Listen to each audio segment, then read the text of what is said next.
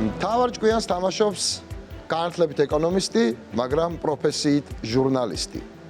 მე ვფიქრობ, ამ ქვეყნის გამორჩეული ჟურნალისტური სახე და არა იმიტომ, რომ ჩემს არხზე მუშაობს. ძალიან ბევრი დამეთანხმება, რომ მასსავით პროფესიონალი, გაწონასწორებული და მიუკერძოებელი ძალიან ცოტაა ამ ქვეყანაში. მიშა სესიაშვილი 36 წლის მთავარი არხიდან. ოპა.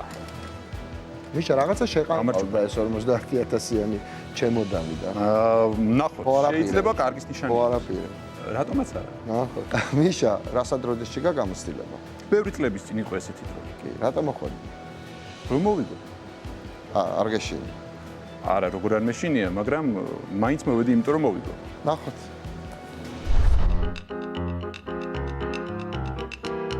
თქვენ არიცით მაგალითად ის, რომ მე საერთოდ არ მიყვარს ტელევიზორში ჩემი თავის დანა. ბავშვობაში, მაშინ პარლამენტში ერთმანეთს უტყავდნენ ხოლმე, თუ გახსოვს ეგეთი 90-იანი წლების დასაწყისში და თამაში იყო ხოლმე პარლამენტარობა და ერთმანეთს ფიზიკურად მაგრად უტყავდნენ რა ეს სამეზობლოს ბავშვები და მაშინ მე მქონდა ჟურნალისტის როლი და ბოულინგის პატარა კეგლისისა რა, მოკლედ რა, ფიგურა, ის მეჭირა ხოლმე და ის იყო მიკროფონი. ჟურნალისტიკაში აღმოჩნდი სრულიად შემთხვევით, ეს იყო 14 წლის წინ. მაშინ მუშაობდი როგორც ანუ ეკონომიკური და საფინანსო განათლებით, რუსთავი 2 აკეთებდა ბიზნეს რედაქციას და ეძებდნენ ახალგაზრდა მოტივირებულ ეკონომისტებს, ფინანსისტებს, ვისაც ამ სფეროში გამოცდილება ჰქონდათ და ვისაც ასევე ჰქონდა სურვილი ჟურნალისტიკაში ეცადა ძალები. მომეწონა პირველივე წუთიდან, როდესაც კამერის პირისპირ აღმოჩნდი, მივხვდი რომ ჩემი ადგილი და ჩემი თავი ვიპოვე, თუმცა დღემდე მაინც ამ აზრზე ვჩები, რომ პროფესიით მე ვარ ეკონომისტი და ჰობი მაქვს ახალი ამბების მოპოვა. საღამო მშვიდობისა, მე მიშა სესიაშვილი ვარ და ეს არის თავარი შაბათი. სპეციალური განცხადება, რომელსაც ახლა მე პირდაპირ ეთერში წაკითხავ. მიყვარს თავსატეხები და ალბათ საგამოძიებო ჟურნალისტიკაში ამიტომ აღმოჩნდი საბოლოო ჯამში. ხიდი არის ის ადგილი, სადაც გიორგი შაქარაშვილის კვალი იკარგება. ყოველ შემთხვევაში მოწმეები ამის იქით მის ადგილმდებარეობას ვეღარ ასახელებენ. ეს ჩვენ ვართ, ეს კი უკვე აზერბაიჯანის ტერიტორია. ჩვენ რამდენიმე ათეული მეტრის მოშორებით ვიმყოფებით. მიყვარს კამერასთან მუშაობა? ალბათ უფრო კი არ ვსწავლობთ ბავშვებისგან რაღაცებს, უბრალოდ ვიხსენებთ იმას, როგორი უნდა იყოს ადამიანი. ანუ ჩვენ ხო ყველანი ბავშვები ვართ გულის სიღრმეში. უბრალოდ ისაც ხვილი არ აქვს და რობოტი. ძალიან ბევრჯერ აღმომიშენია, რომ ისეთი რაღაცა ვიცის ამ ჩვენი შვილების თაობამ უკვე, რომ მე უბრალოდ ორივე ხელს წევ ხოლმე, რომ ეს არ ხის სავარცხელი და ადრე ეგვიპტეში ხე იყო ძვირფასი. აუ, ეს ბიჭო მაგარი რაღაცებს მიყვებდი ხა, მე? მართლა გამომადგება მე მგონი, ალექს. მიყვარს ზოგადად კომფორტის ზონიდან გასვლა და ახალ-ახალი თავგადასავლები. ხშირად დავდივარ ხოლმე ლაშქრობებში, როცა ამისი დრო მაქვს პროფესიიდან გამომდინარე და ვცდილობ, რომ ჩემი შვილებიც მივაჩვიო ბუნებასთან უფრო ახლოს ყოფნას, მივაჩვიო ასე ვთქვათ, რეალურ გამოწვევებთან პირისპირ დარჩენას და არა მხოლოდ რაღაც ცეცხლს გააჩენთ ახლა? შეძლებ? ხშირად მგელიც მინახავს პირისპირ, დათვის ბუნაგიც მიპოვნია, ძალიან ესეთ ციცაბო დაღმართსაც დავგორებულ ვარ და დღემდე ვატარებ იარებს თავზე. ამ ჰობით ერთგვარად ვიკმაყოფილებ ჩემს ცნობის მოყვარეობას, ანუ სად გადის შესაძლებლობების ზღვარი, მათ შორის ფიზიკური თუ ემოციური თუ მენტალური. ხო და მგონია რომ ეს თამაშიც ერთგვარად გამოცდაა რა ამ შენი შესაძლებლობების, იმიტომ რომ ვიცი სადაც მივდივარ არ არის ეს მარტივი თამაში, რაოდენ მარტივადაც არ უნდა ჩანდეს ეკრანზე. ეს ნერვების ომია და მე ვთვლი რომ ამ ეტაპზე მზადა ვარ ამ ომისთვის. მიშა, პირველი შეკითხვა იქნება მნიშვნელოვანი და თუ სწორ პასუხს არ გამცემ, ნულით გაგიშვებ პირდაპირ პირველი შეკითხვის მერე. უყურებ ჩემს გადაცემას. რა თქმა უნდა. სწორი პასუხია. იცი წესები მოკლედ ამ თამაშის? კი. აბა მითხარ. 12 შეკითხვა, სირთულის და მიხედვით, რა თქმა უნდა, ზევით. 500-დან 50,000-მდე. 50,000-მდე. მერე? 3 დახმარება, ეს არის მინიშნება. მეგობრის დახმარება და კითხვის შეცვლა. და კითხვის. აი ხა მეგობრის დახმარება, ეს მეგობარი ვინ არის? მე რო არ ვიცოდი, მეგობარი იყო. თამაში. მარტო ჩემი მეგობარი მეგონა. პატარა საქართველოს.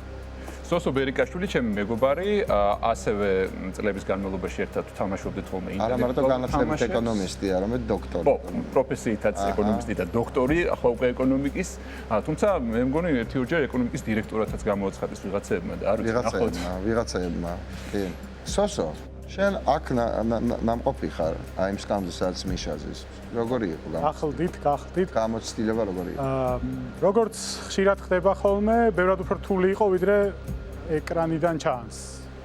მიშას გასამხნევებლად კარგი წინადადება არ იყო, მაგრამ ჩვენ რეალისტები ვართ. ნუ ამას ნახავს თვითონ მალე ძალიან. ხო, რა თქმა უნდა. რაში უნდა დაეხმარო მიშას? რა ცოდნის ვაკუუმი შევსებას აპირებ მისთვის? მიშას იმედი მაქვს, მიშა ერთი მე მაგალითად მაგ ვერსიას სად გამიჭირდება ზუსტად ისი? აი სპორტული თემატიკის კითხვა თუ იქნება? სპორტული თემატიკის კითხვა იქნება, იმიტომ რომ ჩვენი ყველაზე აზარტული თამაშის, ყველაზე აზარტული სპონსორი არის აჭარაბეთი და შესაბამისად ერთი შეკითხვა აჭარაბეთისგან ამ თამაში არის და ის ყოველთვის სპორტზეა. რაც შეეხება ჩვენს წარმოდგენს, ეს არის Coca-Cola, თავისუფლება ერთ ბოთლში. ესეც ჩვენი წარმოდგენია და ასევე Coca-Cola-ის პროდუქტია და ეს არის მთის ენერგია ერთ ბოთლში. რაც შეეხება Coca-Cola-ს ამ საახალწლო შეფუთვას, აქ არის QR კოდი. ამ QR კოდზე დანათებით გადადიხარ საიტზე, სადაც ხდება საახალწლო მილოცვები, საახალწლო სიმღერების ლისტები, საჭმლის რეცეპტები, საახალწლო კერძების და ასე შემდეგ. ნახოთ სიმღერების ხასიათზე თუ იქნები ამ თამაშის მერე. რაც შეეხება ჩვენს ჭკვიან პარტნიორს, ეს არის საქართველოს უნივერსიტეტი, პირველი ნომერი ბებომეტრიქსის ბოლო კვლევით და ერთადერთი ქართული უნივერსიტეტი კავკასიის ათეულში. აი, ესეთი პარტნიორები ყავს ჩვენ. მაშასე ვიწყებთ თამაშს, ვიწყებთ მოძრაობას ჩვენი ჭკვიანი პარტნიორის საქართველოს უნივერსიტეტის ზონაში, 500 ლარი კითხვა პირველი.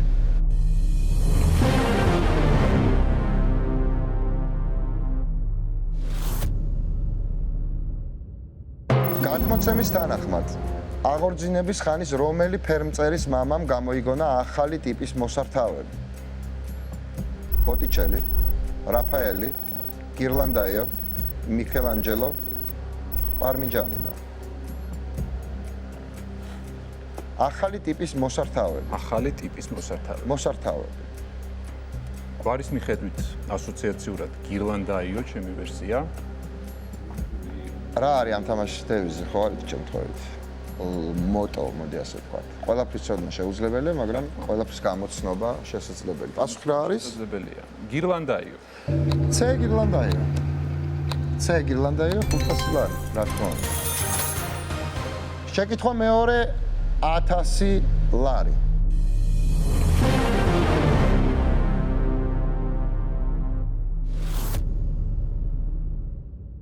საქართველოში ერთადერთი ორგუმბათიანი ბაზილიკა არის. მე ნანახი მაქვს და ულამაზესია. უბისის მონასტერი, ბოლნისის სიონი, ნეკრესის მონასტერი, გურჯაანის ყველაწმინდა, ანჩისხატი. ხო, მოდი გავყვეთ გამორიცხვის მეთოდით. სწორად მიყვება. მიდი. ნუ ანჩისხატი ყველა მიცით. ნუ ერთ-ერთი უძველესია. ერთ-ერთი უძველესია და ზოგადად ბაზილიკა. მერე ნეკრესის მონასტერი ერთგუმბათიანია, როგორც მახსოვს. ნეკრესის მონასტერი კომპლექსია. კომპლექსია, ხო. ბევრი მონასტერია, ბევრი ტაძარია. დაახლოებით საუკუნე მეხუთე მეექვსე თუ არ ვცდები. იწყება მეოთხე მეხუთედანაც კი, როგორც ამბობენ, ერთი ძალიან პატარა სამლოცველოა. მაგრამ ხო, მე-9 მე-10 მე-11-ში დასრულებულია, მე რა თქმა უნდა არის კიდე შემდეგ. და არის შანსი ნეკრესის მონასტრისთვის ორგუმბათიანი? შანსი არის, მაგრამ ლოგიკა. ბოლნისის სიონიც უნდა გამოვიცხო, იმიტომ რომ ამყოფი ვარ და მან ორი გუმბათი არ შემიჩნევს. ერთი შეგიმჩნევს? არა. უბისის მონასტერი. შედარებით უფრო გვიანი ეპოქა უნდა იყოს. შედარებით გვიანი რასთან? ანუ ჩვენ თქვით ბოლნისზე და ანჩისხატზე, ანუ ახლობით ალბათ 400-500 წლით უფრო აქეთ. მე-9 საუკუნე. ხო, მე-9. სწორია. გურჯაანის ყველაწმინდა. გურჯაანის ყველაწმინდა, ო, ეს არის ვერსია. რატო? იმიტომ რომ გურჯაანის ყველაწმინდა არიცი. არ ყოფილა. ყველგან დამყოფი ხარ და თითო გუმბათიან საერთოდ არ არის და გულჯანში ორი. არა ვარ, მაგრამ უბისა ცოტა აქეთ არის და არ ამგონია რომ ამ ხელა თამამი ექსპერიმენტი ჩაეტარებინათ. მოდი გურჯაანის ყველა წმინდა. თამამი ექსპერიმენტებით რომელი კუთხეა გამორჩეული? ქართლი და კახეთი. ნუ ჩემი აზრით კახეთი. იმიტომ რომ მე-16 საუკუნეში ახალ სტილს ჩაეყარა საფუძველი, რომელიც მე რომ მკითხო ყველაზე გამორჩეულია ქართულ საეკლესიო არქიტექტურაში, მაგრამ ნუ გურჯაანის ყველა წმინდა არ არის თლად მე-16 საუკუნე. 1-500 წლით უკანა არის. გურჯაანის ყველა წმინდა იყოს. მაშასე ვიღებ პასუხს თუ არა? კი, გურჯაანის ყველა წმინდა. დე. კი, დე გურჯაანის ყველა წმინდა მივიღებ. შეგეციოს ყველა წმინდა. ხოტელიდან იქორწმინდა. გურჯაანი არ არის იმ ჩამონათვალში, მაგრამ ამ შემთხვევაში გურჯაანის სწორი პასუხია. გურჯაანის ყველა წმინდა ორ გუმბათიანი საოცარი ნაგებობა აუცილებლად წელს ვნახე სხვათა შორის. მართლა მე მომიწევს 1000 ლარი შენია. მესამე შეკითხვა 1500 ლარი.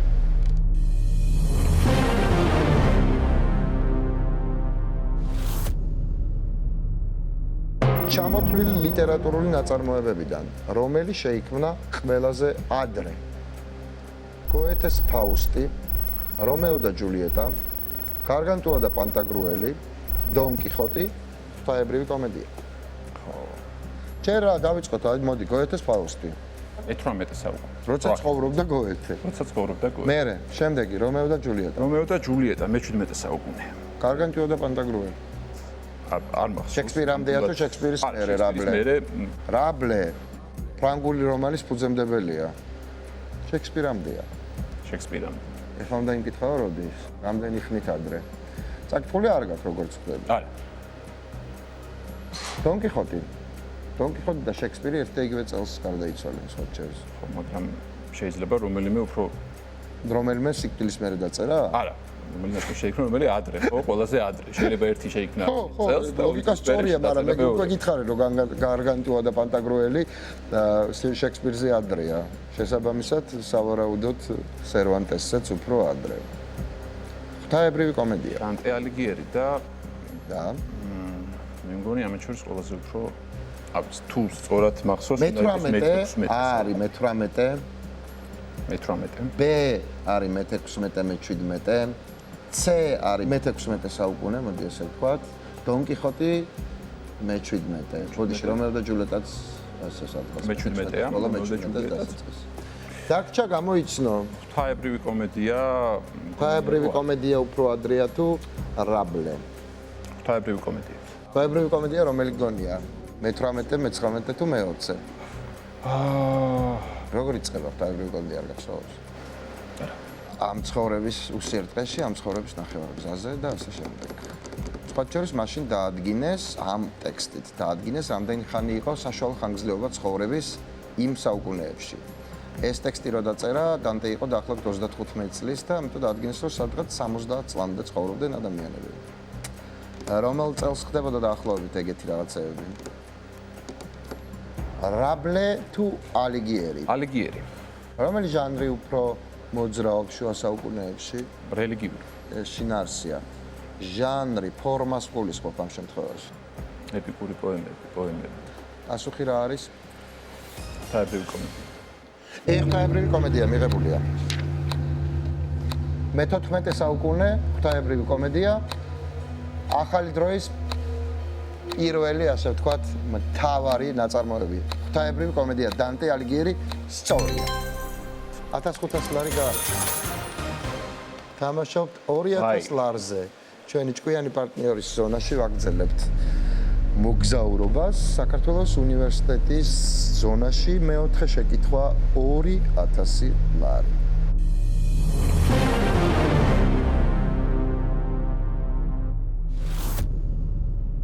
აჭარაბეთის შეკითხვა. რა მეცახელი შეარქვეს მილანის ფანებმა ანდრეა პირლოს? ფუნჯი, სკალპელი, მეტრონომი, ტელესკოპი, მიკროსკოპი. ეგეც შენი აჭარაბეთი. ხო, პირლომ ერთი რაც მახსოვს, რომ გრძელი თმები ქონდა, მაგრამ არ ამგონია მაგის გამო ფუნჯი დაერქმიეთ. ნუ ხო მაშინ ბატისტუტა დიდი ფუნჯი იყოს არა. ხო. სკალპელი ალბათ მაკრატელა უნდა დაარტყას. სკალპელმა მაკრატელა როგორ უნდა დაარტყას? სკალპელი ხო, ვერა. რა არის აქ სკალპელი? ბასრი არა. ქირურგიული ინსტრუმენტი. სიზუსტის. მეტრონომი რა არის? საზომი ხელსაწყოა. რიტმის. არ გინახავს? პიანოზე მდგარი მეტრონომი არის დროს. როგორია? მუსიკაზე? როგორია? კი. მეტრონომი. პლატ ფუკოს კანქარა არ არის, მაგრამ რაღაცა ტიპის კანქარა არის. ტელესკოპთან კავშირში შეიძლება იყოს, თქვა, რასთან? პასის მიცემასთან და უკან დაბრუნებასთან. პასის მიცემა უკან დაბრუნება. ტელესკოპი. ნუ შორ ობიექტებზე დასაქმება. შორი რა შეიძლება იყოს ფეგმენტში? გადაცემა პასი. პასი. მიკროსკოპი? მიკროსკოპი. რატომ მცირე დეტალების ხედვად შეიძლება იყოს, თუმცა ხო, ყველაზე ნაკლებად მიკროსკოპი. არც არის არც ერთი. ეს ის შემთხვევა, როცა ჩემმა დამხმარებმა შეიძლება არ იცოდეს პასუხი სპორტზე. პირლო. სად თამაშობს? იტალიაში. რა პოზიცია ეჭირა? თუ სწორად მახსოვს, სადღაც მინდვრის შუაში, ნახევარმცველი. რას აკეთებს ნახევარდამცველი? თან მინდვრის შუაში როა ის ნახევარდამცველი. იმასაც სპეციფიური სახელი ქვია თლად. შლის მოწინააღმდეგის შეტევას და იწყებს თავის შეტევას. გამთამაშებელი ქვია. პირლო იყო გამთამაშებელი ნახევარდამცველი. აი ახლა სკალპელი, მეტრონომი, ტელესკოპი. ჩემი ვერსია სკალპელი. რატომ? იღებს ბურთს მერე? და გადასცემს მერე? მოთამაშეს, რომელიც უკეთეს პოზიციაში. მერე? მიიღო ბურთი, მისცა პასი, მერე? და ჩვეულებრივი ნახევარმცველი არ არის, გამთამაშებელი. რომელმაც უნდა მიიღოს პასი ასევე და მე გადაანაწილოს. გადასცეს, მიიღოს, გადასცეს, მიიღოს, დისტრიბუტორი. გაეხსნას, მიიღოს. იტალიურ ფეხბურთზე რა წარმოადგენა გაქვს ზოგადად? იტალიურ ფეხბურთზე.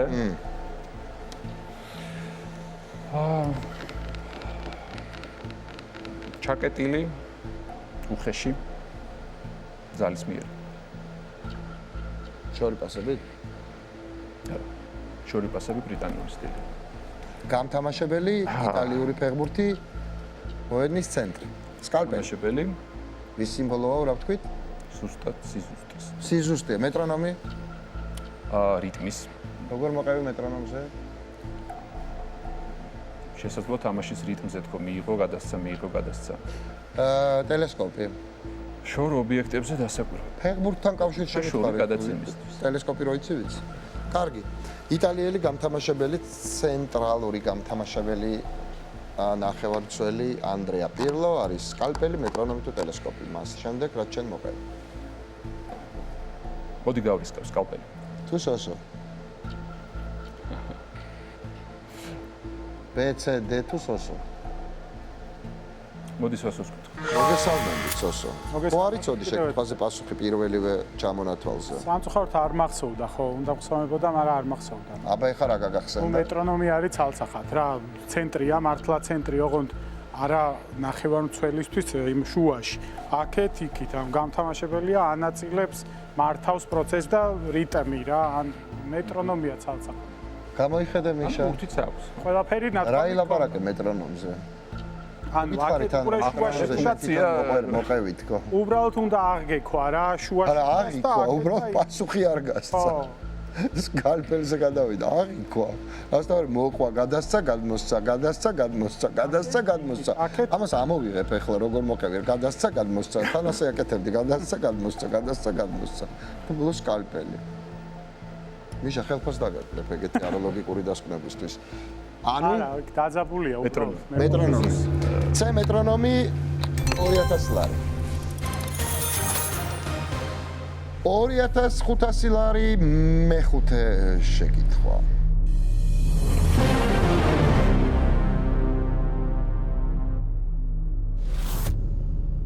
პაბლო ესკობარის ლიკვიდაციის შემდეგ მისი მამულიდან გაიქცნენ და კოლუმბიის ტყეში მომრავლდნენ. ბეჰემოტები, სპილოები, ზებრები, ჟირაფები, პინგვინები. არაგერიოს იმერეთის ტყე. ხო, აი ასოციაციურად ახლა ბაქეთ წავედი, რომ ვისი ხმა შეიძლება გაიგონო მაგალითად იმერეთის ჭორვილას ტყეებში. ხოჭოს ფოტოები ფოტოც ნანახი მაქვს პაბლო ესკობარის თავის საყვარელ რომელიღაცასთან. კი. პინგვინთან რომელმაც გადაყლაპა მერცხალი. რომელიც გვეგონა ბეღურა. მე მგონი ცოტა სხვა გეოგრაფიული რეალს ჯერ პანგოლინი რომელმაც გადაყლაპა ღამურა, როცა ჩვენ ყავდა პინგვინი რომელმაც გადაყლაპა მერცხალი. ბეღურა. არც ის გამოვრიცხოთ რომ ღამურის მაგივრად მერცხალი იყოს, ხო? არა, მე გვითხრეს, ჩაგვისწორეს. ბეღურა კი არა, მერცხალია. ხო. მისი მამულიდან გაიქცნენ.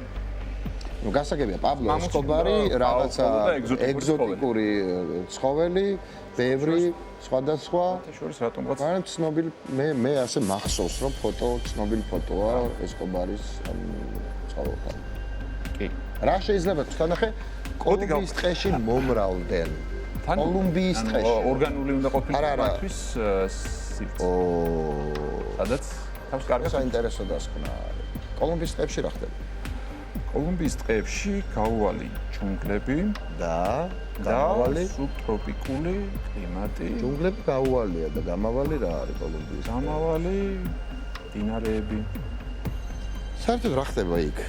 რა ქვია ამ რეგიონს? ჯუნგლები. აი იმ რეგიონს რა ქვია, სადაც ეს ჯუნგლებით არის მოცული და ჯუნგლები რო გაუვალია და რაღაცა ამ ჯუნგლებში გადის. გამავალია რაღაცა. სინესტერას მოა. სინესტე მოაქვს დინარეს ჭაობს. მაგალითად ამაზონს. ამაზონია ქვია ამ რეგიონს. ამაზონის და ამაზონის ჯუნგლები ქვია ყველაფერს იმას რაც იქ არის. ხო, ნუ ყველა რა გაეცა დინარეს ასწორებს. პაბლო ესკობარზე სერიალი ნარკოსი ნანახი გაქვს? აქვს. ნამდვილად გაქვს. ნუ რაღაც ესე იქ ჩანს ცხოველი, რომელიც ვარდისფერი ფლამინგოებიც ჩანს. ხო, მაგრამ ვარდისფერი ფლამინგოები აქ არ ჩანს. რა ხომ საუბრობთ? ნუ ამაზონის ჯუნგლებში გაიქცნენ და რა შეიძლება და გაქცევენ? გამრავლდნენ ველური ცხოველი, ანუ ცხოველი სხვა გარემოში რომ გამრავლდეს, ძალიან შესაფერისი უნდა იყოს, ხო ეს გარემო? ენდემურ გარემოში უნდა აღმოჩნდეს. თავი უნდა იგრძნოს კომფორტულად. ამ ცხოველებიდან აქ თავს იგრძნობდნენ კარგად სპილოები ვერ. რატომაც? გაუვალი ტყეებია. მე გაუვალ ტყეებში სპილოები მშვენივრად ბინადრობენ. არ ვარ ნამყოფი არც იქ. კაი, კიდე? ზებრები ვერა, იმიტომ რომ ცალსახად ტეპის და ანუ ჩვეულებრივ ცხენები არიან, მინდვრის გამრავლდება. ცხოველია და იქ ვერა. კაი, ზებრა გამოვიწყდეთ. ჟირაფები მეეჭვება. ჟირაფების გამრავლების პროცესი ამაზონის ჯუნგლებში იქნებოდა უსაინტერესოესი დაკვირვება. რატო გაეჭვება ჟირაფები? გაუჭირდებოდათ მოძრაობა. და სად ბინადრობენ? აფრიკაში. სადღაც ზებრების გვერდით. სადღაც ზებრების გვერდით, sadაც ხე არის იშვიათი რესურსი. პინგვინები ყველაზე ნაკლებად გონია, იმიტომ რომ კლიმატური პრობლემა აქვს. რა დარჩა? რჩება ბეჰემოტი. სპილოები და სპილოები. ინდური სპილოები ამ შემთხვევაში. ბეჰემოტები თუ სპილოები? ბეჰემოტი. ინდური სპილოები. არა, ბეჰემოტი. ბეჰემოტები მიღებულია. ნარკოსი თუ ნანახი გაქვს, რატო არ გახსოვს ვარდისფერი ფლამინგოების გარდა რუხი ბეჰემოტები ძალიან საინტერესო ამბავია. ბეჰემოტები და 2500 ლარი. შეკითხვა მე-6-ე 3000 ლარი.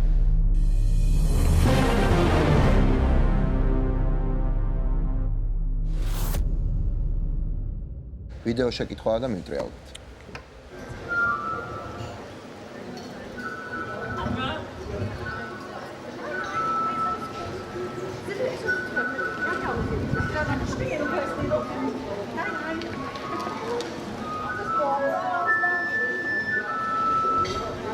ეხლა თუ შეკითხვა რომელი ქალაქია?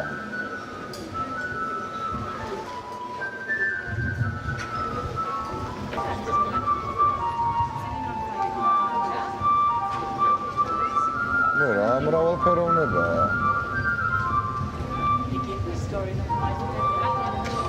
საოცარი რამეა. მაშას რომელ ქალაქს უნდა ვესტუმროთ ამ წარმოდგენის სანახავად? ზალცბურგს, ციურიხს, კოპენჰაგენს, პრაღას, ჰამენს. შეიძლება კიდევ ერთხელ ნახო. ნახოთ. რა ხდება, კარგად დააკვირდი.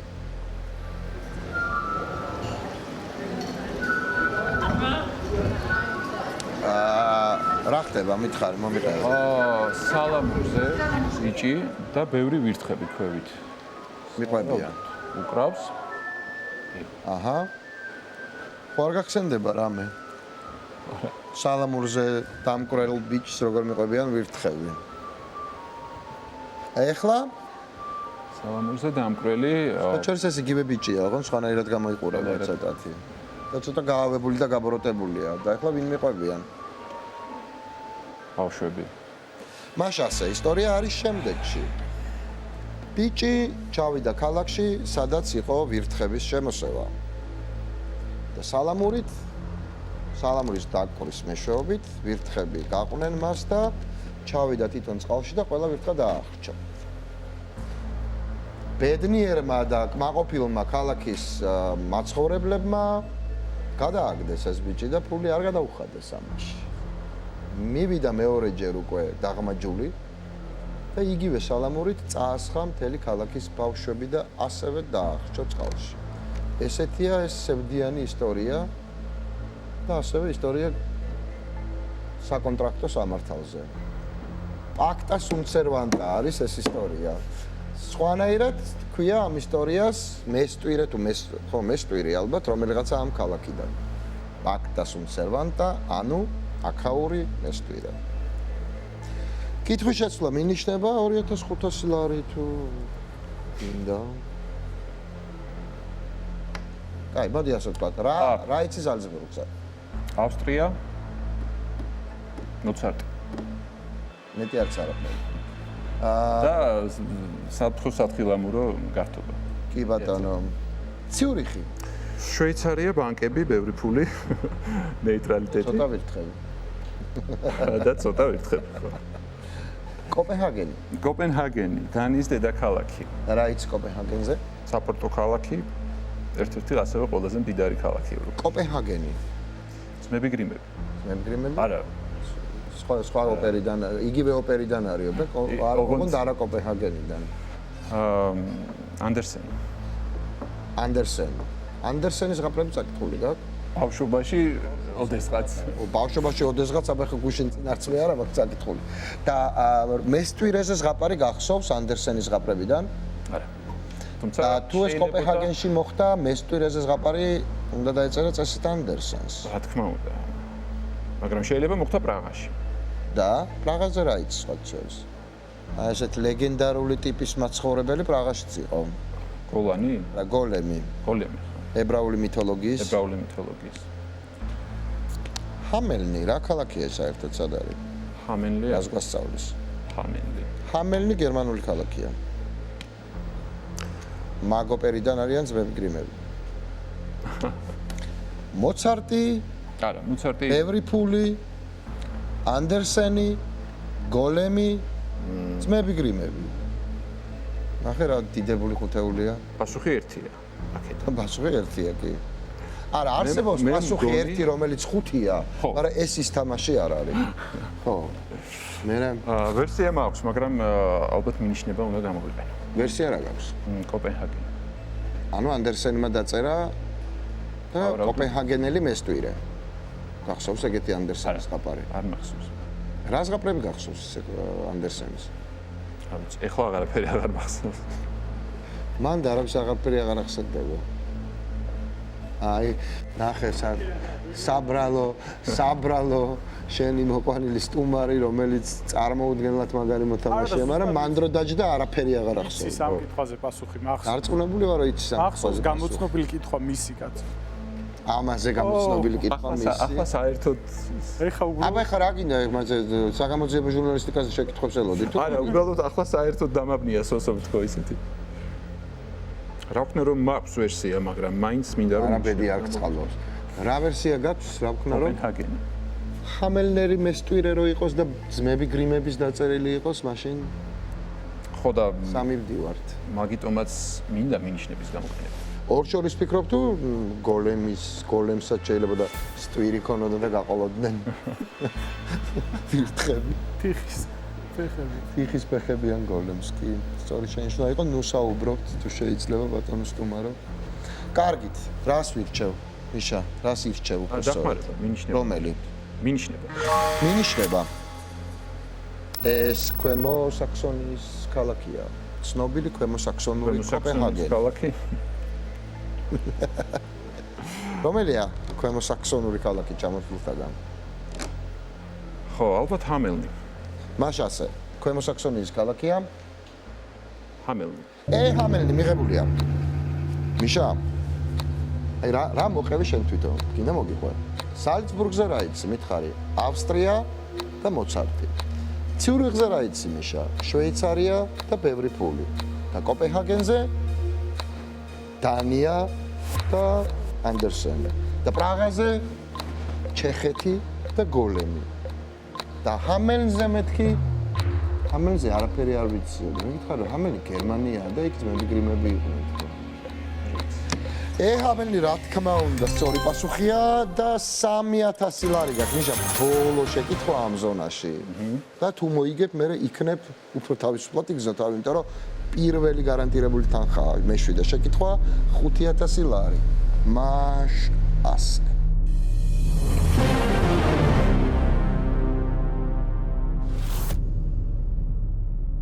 ვის შესახებ გადაიღეს რუსული პროპაგანდისტული ფილმი ანტიქრისტე 1915 წელს? რასპუტინის, ლენინის, გეორგ მეხუთის, ჯორჯ მეხუთის, ვილჰელმ მეორის, რაიმონ პუანკარეს. ვილჰელმ მეორე. რატომ? ომში არიან ჩაბმული. რუსული პროპაგანდისტული ფილმი. რატომ ვილჰელმ მეორე? გერმანიის იმპერატორი მისთანაც ომში არიან. ვინ და ვინ ომობს? ნუ მთელი ევროპა. გავიგე, მაგრამ ორი მხარეა გამოკვეთილი, ხო? გერმანული ბირთვი და ბრიტანული ბირთვი. ანტანტა და სამთა კავშირი. ანტანტა და სამთა კავშირი. ერთ მხარეს არიან ვინ? რომელი სამი სახელმწიფო?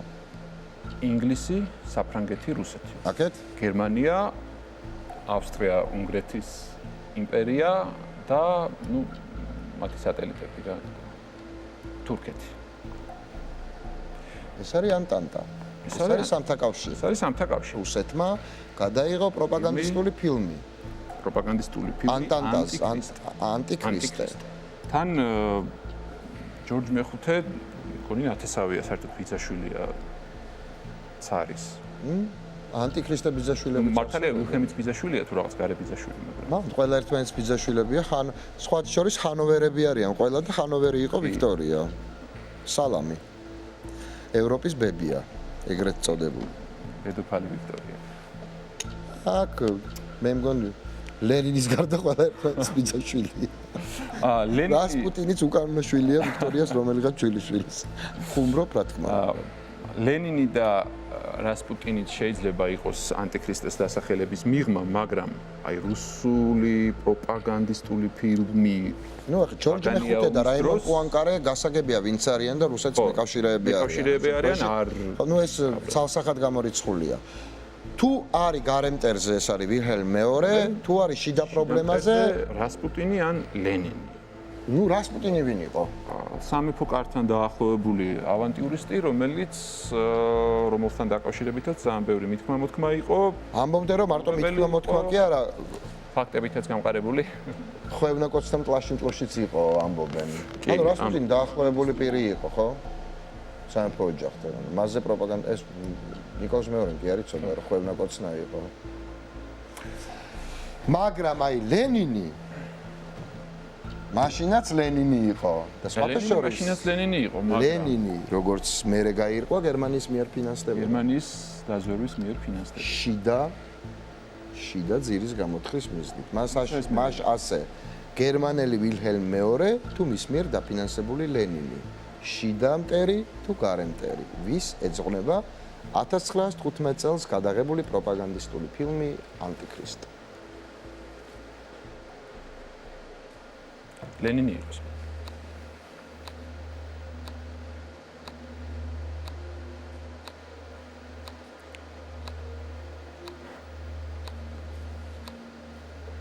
ანუ ბ ლენინი. რა შვებოდა ისე 1915 წელს ის ლენინი? ემიგრაციაშია ევროპაში, ამზადებს რევოლუციას. ისე ანდერსენის ზღაპრებზე უფრო უკეთესად ლენინის ბიოგრაფია რო იცი, ეს თლად კარგის ნიშანი არ არის. ემიგრაციაშია და კაფე როტონდაში, ხან კაფე როტონდაში მიდია პარიზში და ხან შვეიცარიაში და ხან თუმცა ამზადებს რევოლუციას და პარალელურად მიდის პირველი მსოფლიო ომი უზარმაზარი მსხვერპლით თავისი ვილჰელმ მეორე. ლენინი გერმანიის აგენტია ამ დროს. აი რაში დაჭირდა რუსეთს პროპაგანდისტული ფილმი. ესეთ რაში ჭირდებათ ომის დროს პროპაგანდისტული ფილმები. რის დემონიზებისთვის, რის დემონიზებისთვის და შესაბამისად საკუთარი მოქალაქეების გამხნევებისთვის. ხო და ეხლა ლენინი თამხნევებდნენ საკუთარ მოქალაქეებს თუ ვილჰელმ მეორის დემონიზებით?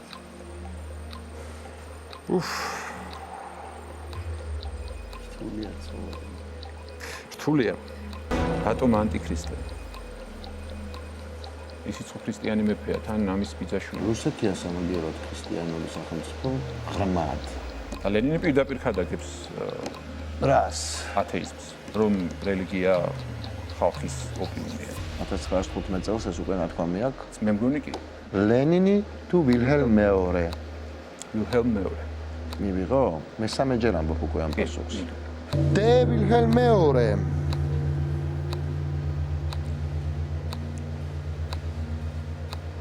საქმე იმაშია, რომ ვლადიმერ ლენინი, რომელიც რეალურად გერმანიის კონფიდენტი იყო, ფინანსურად გააძლიერეს და პრაქტიკულად შიგნიდან დაანგრევიეს რუსეთის იმპერია. მას შემდეგ რაც ცხადი გახდა, რომ პირველ მსოფლიო ომში გერმანია მარცხდებოდა. ამიტომ ლენინი კაცი გახდა 1917 წელს. მანამდე კაცი თავად გერმანელი იყო ვილჰელმ მეორე. ეს არის სწორი პასუხი, შენ გაქვს 5000 ლარი. იმედი მაქვს ეხლა რომ ცოტა მოეშვები. სათხა უკან მოუხედავობისთვის. შენ ისეთ კომპანიაში მუშაობ, რომ უკან მოხედვის უფლება არ გაქვს. კითხვა მერვე 7000 ლარი.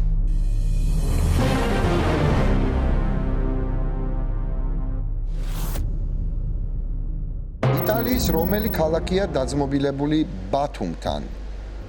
ბარი, სიენა, ფლორენცია, პარმა, პიზა.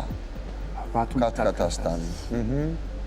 იტალიასთან შეხება ქონდა ბათუმს რაღაცა წლების წინ ისე ჩვენში რო დარჩეს თუ გახსოვს რა თქმა უნდა. მეცაც გეტყვი იტალიური ახალი ამბებიც კი გადიოდა აჭარის ტელევიზიაზე. ხო არ გახსოვს მიზეზი რა იყო? არა. ასლანის ასული დიანა იყო იტალიელის ცოლი. მე არ ვიცი მართალია რომელი ქალაქიდან. თუმცა სავსებით ვუშვებ რომ იმ ქალაქიდან რომელიც დაძმობილდა მხოლოდ ამის გამო. რამხელა ალბათობაა რომ ცოდნით გამოიცნა ეს კითხვა. დაბალი. დაბალი. რო იცოდე. ლოგიკით? ხო? ლოგიკით? პიაცა ბათუმში. პიაცა ყველგან არის ამ ქალაქში. თითით უნდა ატაკო ზეცაში, მაგრამ თლად ზეცაშიც არა. ბათუმთან დაძმობილებული ქალაქი. ფლორენცია. კითხვა შეცვლად შეგიძლია ეს. მოდი შევცვალოთ. არ მაქვს ესეთი ყარი ვერსია და რატო გეტყოდი შენი აზრით? შევცვალოთ, მიღებულია კითხვის შეცვლა, ჯერ არ შევცვლით, რომელს უპასუხებდი ესე? ისე ფლორენციაში უპასუხე. და რატო გითხარი თითის ტაკება, რომელიც ფლად თითის ტაკება არ არის? აი ფლორენცია რა შუაში იყო? რაღაც ა? აი ფლო რა შუაში იყო ბათუმთან? ფლო.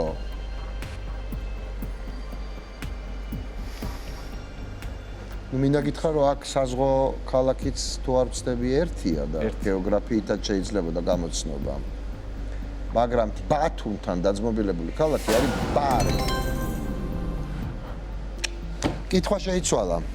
ახალი შეკითხვა ჟელს შემდეგნაირად. რისი ომების სახელით არის ცნობილი კონფლიქტი, რომელიც მე-19 საუკუნეში წამყვან ევროპულ სახელმწიფოებსა და ჩინეთს შორის წარმოიქმნა? ჩაის, ლოტოსის, ბამბუკის, ოპიუმის, აბრეშუმის. რატომღაც გონია ოპიუმის ომზე? რატომღაც რატო? იმიტომ რომ მე-19 საუკუნის შუა ბოლო წლებში ოპიუმი ჯერ კიდევ რაღაც ლეგალური პროდუქტი იყო, მოდი ასე ვთქვათ. სამედიცინო დანიშნულებით გამოიყენება. ეხაც არის ოპიატების სამედიცინო. და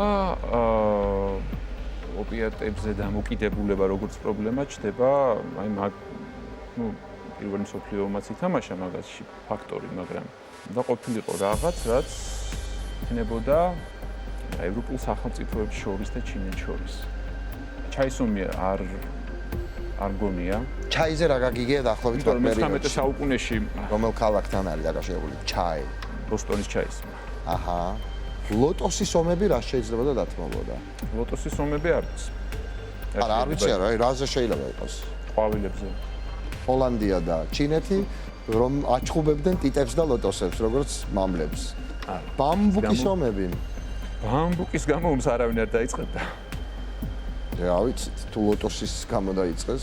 აი ოპიუმის გამო შეიძლება დაიწყონ ომი, იმიტომ რომ ერთი შეიძლება ძვირიღი და მეორე შეიძლება როგორც იარაღს ისე იყენებდნენ ქიმიური იარაღს. დაახლოებით. აბრეშუმის ომები. მათ შორის ეხლაც იყენებენ ბევრი სახელმწიფო მიდგომას. სხვათა შორის სწორად მივხვდი რომ როგორც იარაღს იყენებდნენ, ოღონდ ვინ ვის წინა აღმდეგ. მაგას ვერ ხვდები კარგად. აბრეშუმის ომი, ეგეც შენი ჩინეთი. ხო, მაგრამ აბრეშუმი უკვე მაგ დროს იმდენად გავრცელებული არის მთელ მსოფლიოში, მათ შორის წარმოება. სწორია. აბრეშუმი მანამდე გამოიტანეს, მოიპარეს ჩინეთიდან, სხვათა შორის ბამბუკის ჯოხით მინდა გითხრა. ლოგიკურ არჩევნად რჩება ოპიუმი და რატომ? მგონია რომ მას იყენებდნენ იარაღად. ვინ? ევროპა, ჩინეთის მოსახლეობის. ანუ ჩინელების დასასუსტებლად თუ იყენებდნენ და გასაღების ბაზარი იყო ძირითადად ჩინეთი, სად იქნებოდა ეს ოპიუმის დიდი პლანტაციები? ინდოეთის, ჩრდილოეთი, ავღანეთი, პაკისტანი. სადაც არის ეხლაც, ხო? რა ქვია მაგას მანჯურიული ხაშხაში, თუ არ ვცდები, ესე წერია სისხლის სამართლის კოდექსში. მაგრამ შეხედე დასრულებით არ ვიცი. ჩაი აქ მართლა ბოსტონის გამოწერია შენი აზრით. მაინც ოპიუმისკენ ვიხრები, იმიტომ რომ ჩაისა და ოპიუმს შორის როცა ოპიუმისკენ იხრები, ეს ცხოვრებისეული არჩევანია. მხოლოდ კითხვის ნაწილში ვიხრები ოპიუმისკენ. ისე ჩაისკენ. ისე ყავას ვამჯობ. პასუხი რა არის? კითხვაზე პასუხი D ოპიუმს. ამ კითხვაზე პასუხი და არა ჩემ კითხვაზე და პასუხი. არა შეგიძლია. მოკლედ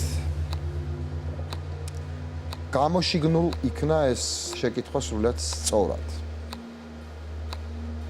ბრიტანეთის იმპერიას ჰქონდა ყველაზე დიდ მის კოლონიას და მდიდარს ინდოეთში ჰქონდა ოპიუმის პლანტაციები, რომელსაც ძირითადად ყიდნენ ჩინეთზე, რომელიც იყო გასაღების ბაზარი და ჩინეთის იმპერია ისე დასუსტდა, რომ რეალურად ასეთი სუსტი ჯარი არასდროს არ ყოლია, იმიტომ რომ იყო ყველა პრაქტიკულად ოპიუმ დამოკიდებული. და ჩინეთმა აკრძალა ოპიუმი. შესაბამისად, ბრიტანეთმა დაკარგა გასაღების ბაზარი, რაც ბრიტანეთს ძალიან არ უყვარს დღემდე. და ამის ნიადაგზე დაიწყო ოპიუმის ომები. 7000 ლარიანი ეტაპი გადალახულია, ხოჭოს ორი იყო ეგეთი ომი. მე-9 შეკითხვა 8000 ლარი.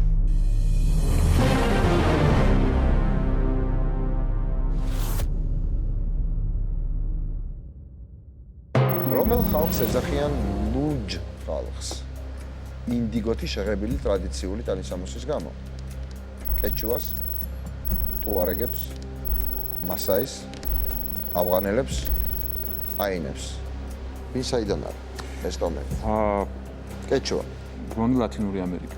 ანუ ინდიელები, ხო? ინდიელები. კეჩუას ინდიელები, ტუარეგები. ტუარეგები უდაბნოს ხალხი. რომელი კონტინენტიდან? აფრიკა, მაროკო, ალჟირი. კონტინენტი მაინტერესებს. აფრიკა. ხო. მაროკო, ალჟირიც მეტნაკლებად სწორი იყო. მასაი. ვერ ყალიბდები. კარგი.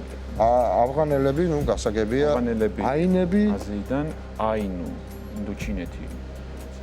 ნუ თლად ინდოჩინეთი არა. ცოტა გვერდით და ზემოთ, როგორც ითხოვდა ერთი რეკონსილიატორი. პირდაპირ ვიტყვი არც. კარგი, რატო კითხე ახლა ეს? კეჩუას ინდიელები ატარებდნენ შენი აზრით ინდიგოთი შეღებილ ტრადიციულ ტანისამოს? კეჩუას ინდიელები თუ ჯერ კიდე ცოცხლები არიან, ალბათ ეხლაც არ ატარებენ ტანისამოს. კარგი, ახლა თლად ეგრეც არ არის მაგათ საქმე, რომ დღემდე არ ატარებენ ტანისამოს. ტუარეგები? ტუარეგები ატარებენ ტანისამოს, ცხადია, უდაბნოში, ქარი და წესით სწორი პასუხი უნდა იყოს ტუარეგები, იმიტომ რომ რომელი წესი? აი გეტყვი რატო? სადოური წესი? მე ვიცი რომ ალჟირში მახსოვს ესეთი ფოტო მახსოვს ინტერნეტიდან, რომ იქ არის ძალიან განვითარებული ღების კულტურა. ღების. ტანსაცმლის. და ფოტო იყო ძალიან ჭრელი სამგებროები. ჩვენ ლურჯზე ვლაპარაკობთ, ჭრელზე არა. და რატო არ შეიძლება იყოს ლურჯი? ტუარეგების. ყველაფერის დასმაში. მასაებიც აფრიკელები არიან. მასაებიც აფრიკელები. ავღანელები. გაიხსენება ცნობილი ავღანური ფოტო. გოგონა ლურჯი მოსასხამი. ლურჯი იყო მოსასხამი. ლურჯი საკ. გოგონა მწვანე თვალებით მწვანე თვალებით და ლურჯი მოსასხამი. ყველაზე ცნობილი ფოტო. მე ხა დაიდო უკვე 25 წლის თავზე. 20 წლის თავზე თუ რაღაც. და სხვა შორის ბოლო ტრაგიკული და მძიმე მოვლენების შემდეგ ეს ავღანელი გოგო და ეხლა უკვე ქალი დევნილად თავშესაფარი მიიღო იტალიაში. სამწუხარო ისტორია. აინები არიან როგორ გითხრა, რთული განსასაზღვრია, ცხოვრობენ იაპონიაშიც, კუნძულებზეც. მაგათ შეიძლება ლურჯი განსაცმელი ეცვათ? შეიძლება. ყველა მათგანს შეიძლება ეცვას ლურჯი ტანსაცმელი. კეჩუაზე ხო შევთანხმდით დღემდე არა თლად გახვედი გაღმა, მაგრამ მაინც ვინ გონია? პასუხი მე მგონია რომ არის ტუარეგები, იმიტომ რომ უდაბნოს ხალხია როგორც მე მახსოვს. ჭირდება მკვეთრი ფერი რომ შორიდან დაინახო. მასაებიც უდაბნოს ხალხია. ფოტო გახსოვს. მე საერთოდ ზუსტად მახსოვს ფოტო ეს ტომი რომ გამოსახულია ლურჯებში. და ზოგიერთ ცოტა ლურჯად შეღებილი სახეც აქვს ამ ფოტოში. მაშასე. ავღანელები, მასაი, ტუარეგები. ტუარეგები, მასაები, ავღანელები. ტუარეგები. მივიღო. არც არ კარგავ პრინციპში. დიო. მაშასა და მე პასუხი ტუარეგები. გაძლევ ჯოკერს და გამოიყენე სოსო თუ გინდა. გამოვიყენეთ. სოსო. ხო, ნამდვილად უდაბნოს ლურჯად შემოსილ ხარ როგორც ელეგია, ვიზე დაწერა გალაქტიონმა, ტუარეგებზე, მასაებზე თუ ავღანელებზე? მასაი მართლა უფრო სამხრეთით არიან და ესენი უდაბნოს ხალხია რა, ტუარეგები არიან. მე მოცა ავღანელები? არა, ავღანელები. მწვანე თვალებიანი გოგო ლურჯი მოსასხამი. არა, ეს ძალიან გამოკვეთილად ლურჯებით, სულ ლურჯებით მოძრაობს მთელი ტომი რა, ეგ ცნობილი ფოტო არის მართლა და ტუარეგები არიან, ჩრდილო აფრიკელები. დარწმუნებული ხარ? რატო ჩაგდე შენი აზრი? ხო, ან ტუარეგები ასუხობდა და რა აზრი ქონდა ჩემ ჩართვას, მაგრამ რა იქნებ ქონდა აზრი? მასაი არ არის რა, მასაი. არა, იქნებ ქონდა აზრი სოსო. აზრი ყველაფერს აქვს. რაც ამ თამაშს არც მასაი უფრო საფრთხე არიან და ეგ არ არის უდაბნო, უფრო ის არის რა. მე უდაბნოში აცვიათ მარტო დასაცმელი მე. არა, ვიცი რომ მაგათ უდაბნოში აცვიათ. ვიცი ეგ ხალხი. ანუ ცნობილი არის რა, ჩრდილო აფრიკელები არიან, ნამდვილად და უდაბნოში ცხოვრობენ. ავღანელები რატო გამორიცხე? იმიტომ რომ ავღანელები არ არიან, ანუ მე ეგრე მახსოვს ყოველ შემთხვევაში რა. და ფოტო ჩემსავით გახსოვს? ხო, ეგ ცნობილი. ლურჯებში, ხო, ტუარეგები არიან თქო მე ეგ არ მითქო. მომთაბარე ხალხი არის, მე თავიდან ყველა მომთაბარეა სამში. ხო. მომთაბარე ახლა თლად თულია მასაებს და ტუარეგებს უწოდო, იმიტომ რომ თები არ არის. ნომადები არიან. ნომადები არიან, ხო, ავღანელები ზუსტად რომ მომთაბარე ნომადები არიან, იმიტომ რომ თები და დაღმართები არიან. არა, არა, ეგ ლურჯიანი ხალხი აფრიკელები არიან ნამდვილად რა. ნამდვილად. კარგი, მაშინ ტუარეგებსა და მასაებს შორის ავირჩიოთ, თუ რა თქმა უნდა სწორია შენი ლოგიკა და ავღანელები სწორად გამორიცხე. მასაი მე მგონი სამხრეთელები არიან უფრო რა. მასაი არ არის ეგა.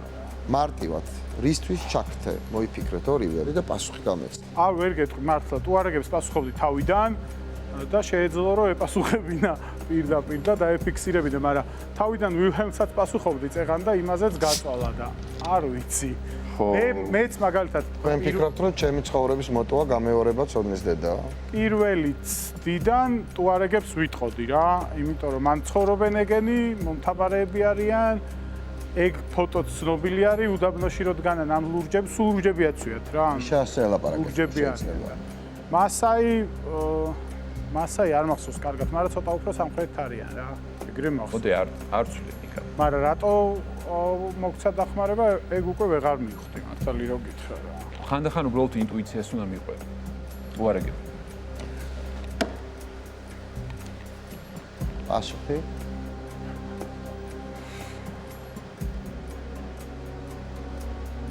პასუხი. უარეგებ. რამდენჯერ თქვი ყო ეგ სიტყვა? 3 ჯერ. იმას მივიღებ, რასაც მეოთხედ ვიტყვი. უარეგებ. ვარაგებ მიღებული. მასაები საიდან არიან სოსო? მე მგონი ცოტა უფრო ცენტრალური აფრიკისკენ არის რა. ზუსტად მასაიზე კარგად არ მახსოვს. საჰარა ჩადის იქამდე საიდანაც მასაები. აი საჰარა მე მგონი საჰარის იქით უნდა იყოს. მოკლედ ეს ხალხი საჰარაში ცხოვრობს რა. მასაები არ ვიცი, ლურჯები. ალჟირი საჰარაა?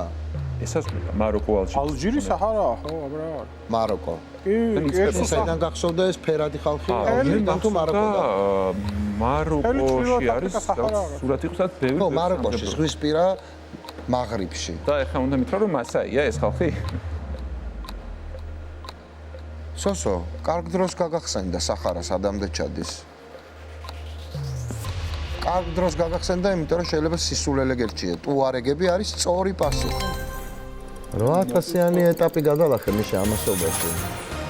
პანიკური შეტევებით, მეხსიერების ჩავარდნებით, მაგრამ მაინც 9000 ლარი. აქ რომ მოვდიოდი, ვიცოდი რომ ეგეთ რაღაცები მოხდება. 9000 ლარი მეათ შეკითხა.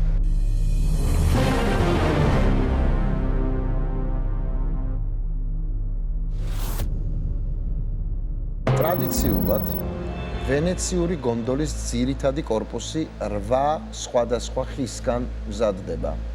მათ შორის არ არის, დააკვირდი, არ არის. მურყანი, თელა, ალუბალი, მუხა, ლარიქსი. მგონი ყველა ხე გარდა ალუბალისა არის ინდუსტრიული ხე, ანუ ალუბლის მერქანი არ არსებობს შენი აზრით? არა, როგორ არ არსებობს, მაგრამ ასეთი დიდი მასშტაბის წარმოებისთვის არა. მე არ წერია რომ დეკორაციები არ იგულისხმება. გონდოლაზე ბევრი დეკორაციები არ მახსოვს. აბა ნავია მაშინ, ხო, გონდოლა დეკორაციების გარშე ნავია. ნუ არის რაღაცა განსხვავებაც. ზირთად დეკორატიული მე რომ მკითხავ. აბა კანოეა ხო. ალუბალი, ჩემი ვერსია. რატო? რატო პატარავა თვალში ალუბალი? იმიტომ რომ ხეც პატარაა თვითონ. მარკი მერქანიც დიდი გამოსავალი არ აქვს. ჩვენ იაპონურ ბონსაის ალუბლებზე არ ვლაპარაკობთ. ჩვეულებრივი ალუბლის ხის მერქანზე ვსაუბრობთ. რომელიც ასევე არ არის დიდი ხე. დიდი ლიტერატურული პერსონაჟი პინოქიო სხვა შორის რამდენადაც სწორად მახსოვს ალუბლისგან იყო გამოთვლილი. ნახეთ? ხო, მაგრამ პინოქიო არ იყო გონდოლა. იყო გამოთვლილი. ალუბლისგან იყო გამოთვლილი, ანუ რა ყოფილა ალუბალი იტალიაში? უხასო მიხეილ? ერთგვარად ინდუსტრიული მერქანი. ერთგვარად ინდუსტრიული მერქანი ალუბალი. მემრე ცალკეულ შემთხვევებში. ცალკეულ შემთხვევებში. ლიტერატურაში მინიმუმ. თელა, ლარიქსი, მურყანი, მუხა ყველა ინდუსტრიული. ეს მურყანი რა არის? აი მურყანი მურყანი სადაც იზრდება, იმას მურყნარი ქვია? ლარიქსი რა არის? ლარიქსი როგორც მახსოვს ფიჭოვანი არის ინდუსტრიული, ანუ ესე დიდი ფიცრები და ესენი. ლარიქსი ერთ ყველაზე ხარისხიანია ლარიქსის მერქანი, თუ არ ვცდები, ეგრეთ წოდებული ლისტვენიცაა, რომლითაც იგება ველოტრეკები. ხო და დიდი მასიური ხე, რომელიც გამოყენებაც დიაშნავის გასაკეთებლად. რომელია ყველა შემთხვევაში, მითხარი, ეხა ბევრი ყველა შემთხვევაში ლარიქსი, მუხა და თელა უნდა იყოს. ვარჩევთ ალუბალსა და მურყანში. ალუბალიც როგორც გავარკვიეთ, შეიძლება იყოს. მაშინ რჩება მურყანი, არ ვიცი. ეხლა მაგაზია რომ ეხლა ეს არის უკვე სახელწოდების ხე არის სწორი პასუხი. შეგონია ამაზეა შეკითხვა. რატო არა? მაგრამ ერთი რაღაც მაფიქრებს აი მაგალითად მუხას და ლარიქს გონდოლების გაკეთებაზე დახარჯავდა თუ გემების აშენებაზე, რომელზეც მათი პატარა იმპერია იდგა, ნუ პატარა ქალაქი იმპერია. იცი რას გეტყვი? ვენეცია გემებზე იდგა თუ გონდოლებზე ეს კიდე საკითხავია. არ გონდოლებზე ახლა დგას თუ მაშინაც იდგა. მაშინ აბა შენ გონია რომ გონდოლები ახლა წარმოიშვა? არა, მე ოდნავ რო დაიწია ვენეცია. ანუ თავარი მათი სიდიდრის მომტანი ფლოტი იყო და შეიძლება ფლოტი, მაგალითად სავაჭრო ფლოტი უფრო ვიდრე სამხედრო. ხო. არა განშულობა. ვენეცია იყო გადაადგილების საშუალება პრაქტიკულად ერთადერთი უკაცრავად გონდოლა. არ ვიცი, ახლა ვართ ისეთ მდგომარეობაში, ნიკა რო აღარც დახმარება მაქვს. ხო. აღარც არაფერს კარგავ, მაგრამ კარგავ შანს 10000 ლარზე ითამაშო.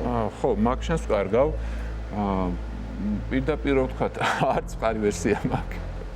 ყარი როგორც მურყანი. ხო, აი ყარი როგორც მურყანი, შეიძლება. მაგრამ რატო არ მსმენი არასოდეს. მუხასავით მტკიცე, იქნება საერთოდ არსებობს ეგეთი ხე მურყანი. შესაძლოა ბუჩქოვანი მცენარე იყოს. ანუ მურყანი არ არის? ალბათ მურყანი არ არის ამ 8. არ არის? ხო, ამ 8 ხეს შორის. ანუ იმიტომ რომ არ გეცნობა, არის სწორი პასუხი. რა მარტივია.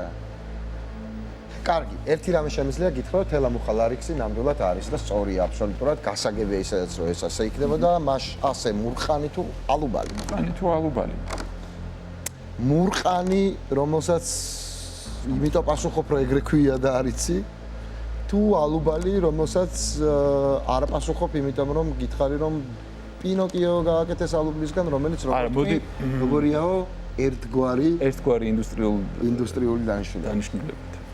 მურყანი თუ ალუბალი? ალუბალი თუ მურყანი? მურყანი თუ ალუბალი, ალუბალი თუ მურყანი? ჰა? ალუბალი. მურყანი არა? არა. არის როგორც მურყანი. არა. არ მსმენია ეგეთი. ჯერ იყო ალუბალი.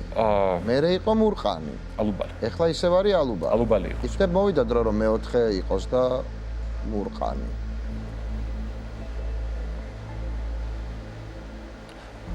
ახლა რომ დავფიქრდი, ალუბალი არ არის, ნუ, არ ვიცი, შეიძლება ცდარი ლოგიკით მივდივარ, მაგრამ არ არის არც დიდი გამოსავლის ხე, არც იმდენად ვერ ხვდები რატომ უნდა მოაცდინონ მაგალითად ალუბალი, რომელსაც შეიძლება რაღაც სხვანაირი გამოყენება მოუძებნონ, მოჭრან და გააკეთონ ნავი. როცა შეიძლება რომ ალუბლები ჭამონ? ძალიან დიდი ბოდიშია, ნავი არ არის გონდოლა. გონდოლა არის? გონდოლა. არა, გონდოლა არის ძალიან ესე ძვირფასი რამ. მოდი ასე ვთქვათ, ასე რომ ალუბალსაც მოჭრიდნენ და ზედ მურყანსაც დააყოლებდნენ თუ დაჭირდებოდათ. მოკლედ მურყნარიდან გამოხვალ თუ დარჩები მურყნარიდან გამოვალ და ალუბლის ბაღებში გადავინაცვლებ. როგორი ჩეხოვი იყო ახლა.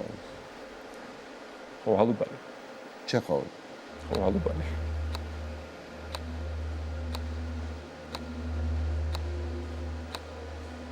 პასუხია ალუბალი. ცე ალუბალი. რატო არ გამომყევი ლოგიკაში ერთგვარი როგორი დანიშნულების?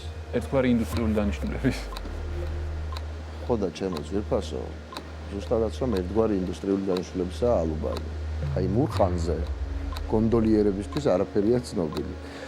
წარ და 5000 ლარი გაქვს და პინოკიო არ იყო შემთხვევით ნახსენებით ან შენთან. წარმატებები. ძალიან კარგი ბიჭი ხარ. ოღონდ ასეთი ნერვიულობა თუ შეგეძლო არ მეგონა, იმიტომ რომ მთელი ცხოვრება გიცნობ როგორც გაწონასწორებულ ცივსისხლიან კაცს. აი აქ ყველა ფერი შეიძლება მოხდეს და ყველანაირი გაწონასწორებული ადამიანი შეიძლება წარე რეალურად გაწონასწორდეს, მე ვხედავ. შეეჩეროს. მოგეწონა თამაში? კი, ძალიან. ანუ ხა ეს რა ადვილი გასეირნება არ იქნებოდა ნიკა გვარამიას პირისპირ თავარ ჭკვიანში დაჯდომა, ნუ ეს თავიდანვე ვიცოდი, მაგრამ ნუ არც ისეთი ადვილი არ მოჩნდა, როგორც რაღაცა თეორიულ დაშვებაში შეიძლება წარმოიდგინო უკან არ მოbrunების ზონაში თამაში უფრო რატომაც გამიადვილდა, არ ვიცი, ალბათ ფსიქოლოგიური ბარიერი მოიხსნა.